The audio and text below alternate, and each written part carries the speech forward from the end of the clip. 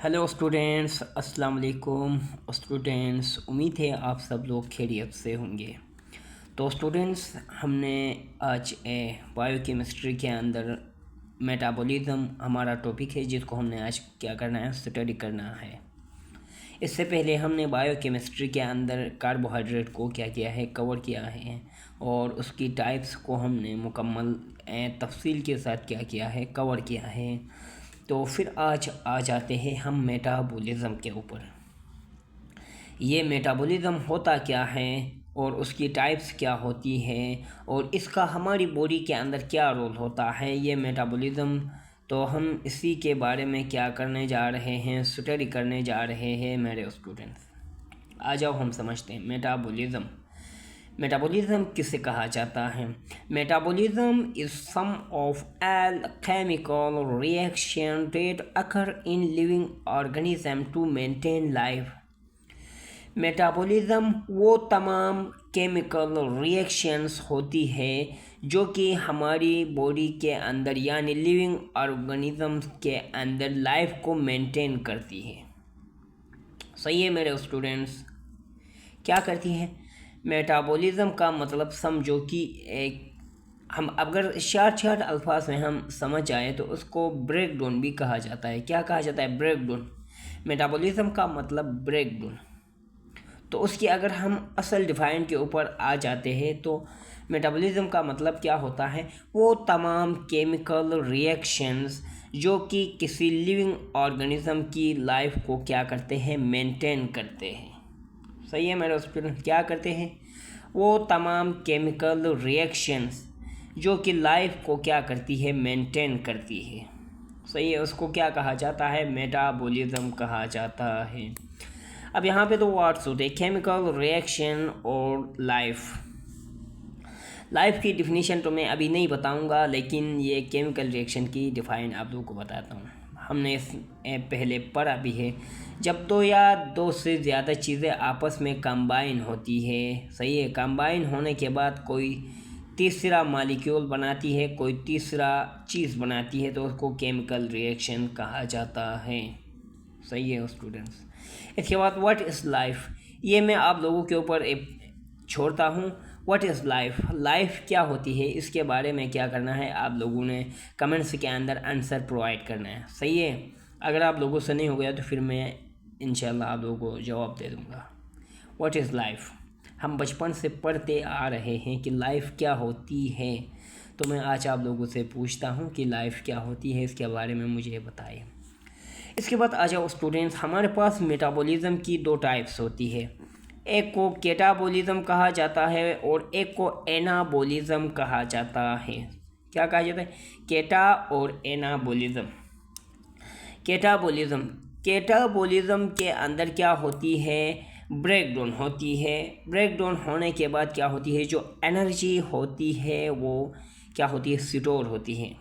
सबसे पहले हम समझने की कोशिश करें, जब केमिकल रिएक्शन होती है किसी भी चीज़ में, तो वो क्यों होती है? या इससे एनर्जी रिलीज होती होगी या उससे क्या होगी, स्टोर होती होगी। दो केमिकल रिएक्शन सिर्फ इन दो तरीक़ों के लिए होता है। सही है? क्या होता है?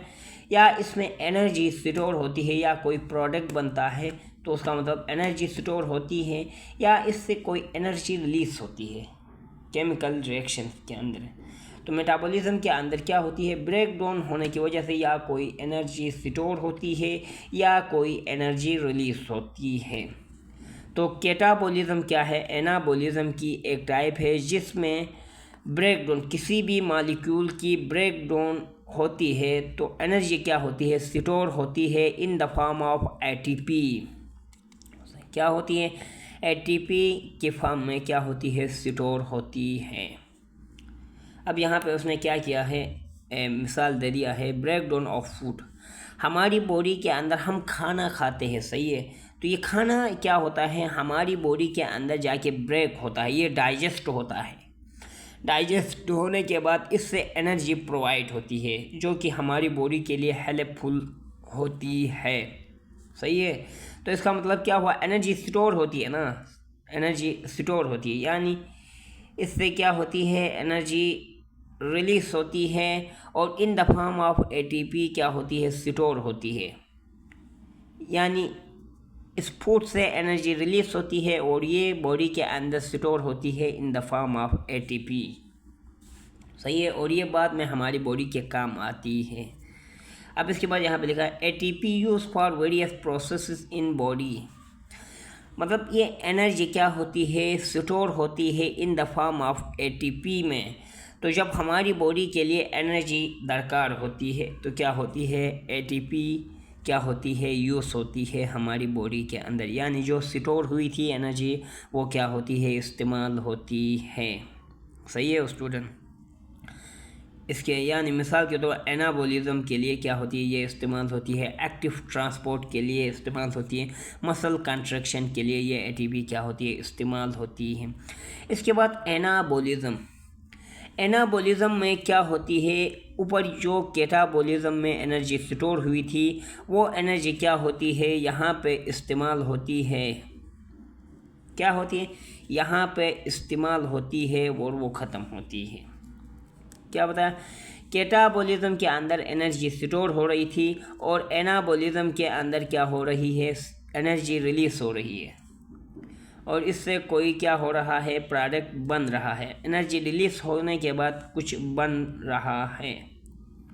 तो उम्मीद है ये समझ गए होंगे आप लोग। तो हम आ जाते हैं नेक्स्ट, इनके मिसालों के ऊपर हम देखते हैं कि कैसे। हाँ, इससे पहले हमें एटीपी को समझना बहुत ज़रूरी है। बहुत से हमारे स्टूडेंट्स को पता नहीं होता है कि एटीपी क्या होता है। तो आ जाओ एटीपी की फुल फॉर्म जानते हैं। Adenine triphosphate. क्या होता है, एटीपी का मतलब एडेनिन ट्राइफॉस्फेट इसकी फुल फॉर्म होती है। It is a energy carrier. ATP क्या होता है, हमारी बॉडी के अंदर एक मालिक्यूल होता है जो कि एनर्जी को क्या करता है, स्टोर करता है अपने अंदर। मेटाबॉलिज्म के अंदर हमने पढ़ा कि जो एनर्जी क्या होती है, कैटाबॉलिज्म में जब ब्रेक डाउन होती है यानी फूड की डाइजेस्ट होती है तो वो एनर्जी हमारी बॉडी के अंदर स्टोर होती है in the form of ATP. अब एटीपी एक मॉलिक्यूल है जो कि अपने अंदर एनर्जी को स्टोर करता है और ये एनर्जी बाद में क्या होती है, हमारी बॉडी के लिए काम आती है। जब बॉडी के लिए एनर्जी दरकार होती है तो ये एटीपी हमारी बॉडी को एनर्जी प्रोवाइड करता है। सही है। आ जाओ हम उसके बाद एग्जाम्पल से समझते हैं कि कैटाबॉलिज्म और एनाबॉलिज्म क्या होते हैं। कैटाबॉलिज्म तो हमने कहा एनर्जी स्टोर होती है। सही है। क्या होती है, कार्बोहाइड्रेट।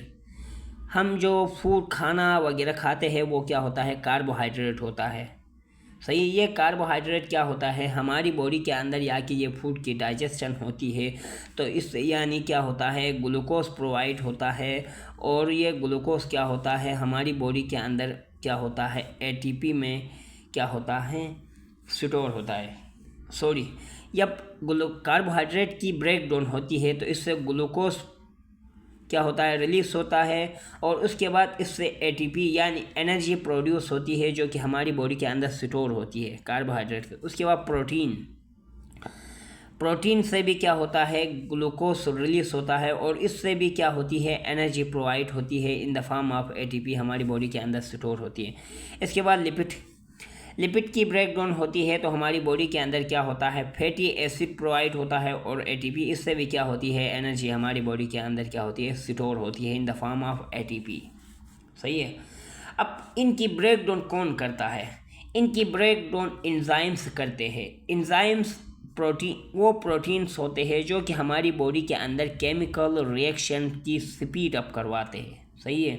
तो आ जाओ हम इनका नाम देते हैं। सबसे पहले जो कार्बोहाइड्रेट को जो ब्रेक डाउन करने वाला जो एंजाइम होता है उसको ग्लाइकेस एंजाइम कहा जाता है। क्या कहा जाता है, ग्लाइकेस कहा जाता है। उसको प्रोटीन को ब्रेक डाउन करने वाले एंजाइम को प्रोटीएस कहा जाता है, जबकि लिपिड को ब्रेक डाउन करने वाले एंजाइम को लाइपेस।